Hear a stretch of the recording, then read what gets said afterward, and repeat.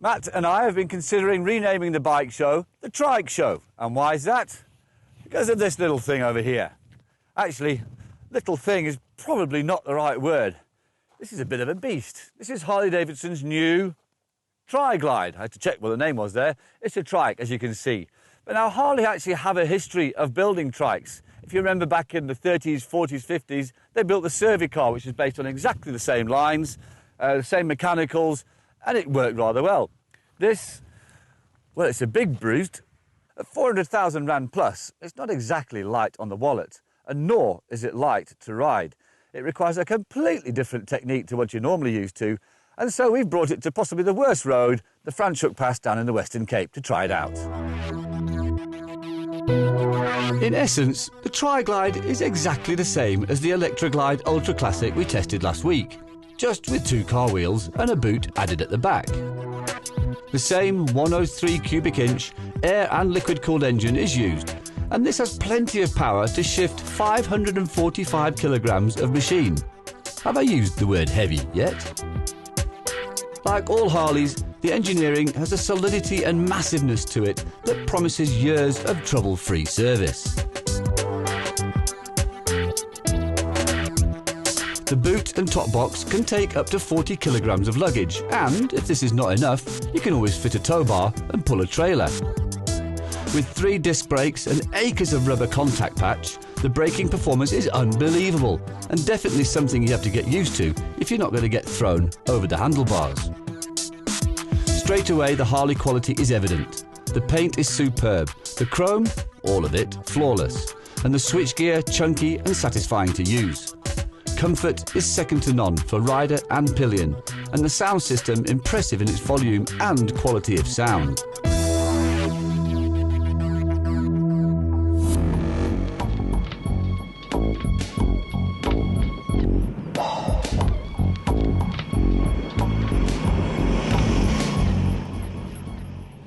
When you first jump on this bike, you tend to think, bloody hell, what is this?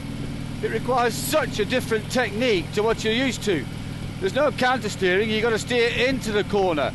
And then it's actually got a lot of grip when you're in the corner, so you have to lean into the corner to stop yourself being thrown off the outside. On the highway, it's actually brilliant, although it does tend to jump around quite a bit, because you've got to remember, you've got 3 times the bumps that you go over on an ordinary bike, because you've got the 2 back wheels and the front wheel. But you get a smooth road, you cruise along. It's a beautiful thing. Not quite as comfortable as the 2 wheels, but if you're not confident in holding up a big bike, this is perfect.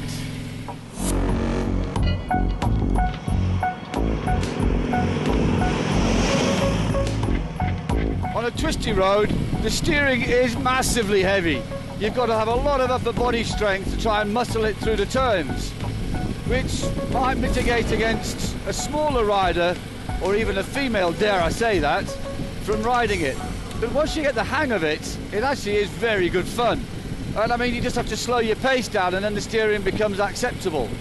It's an interesting ride, I've got to say that.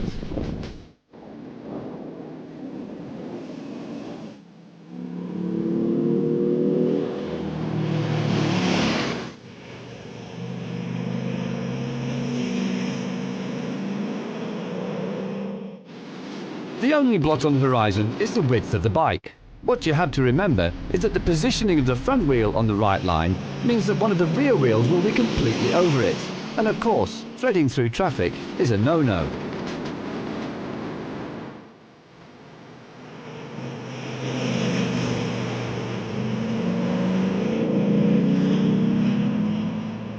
At the end of the day, it's still definitely a Harley Davidson, and it comes with all the usual benefits and issues that this entails. Massive weight and bulk, the whole Harley lifestyle to get involved in, and of course that price tag, which, even by Harley standards, is a bit eye-watering. Mind you, it is brilliant on loose surfaces, and at least you'll never have to pick the thing up.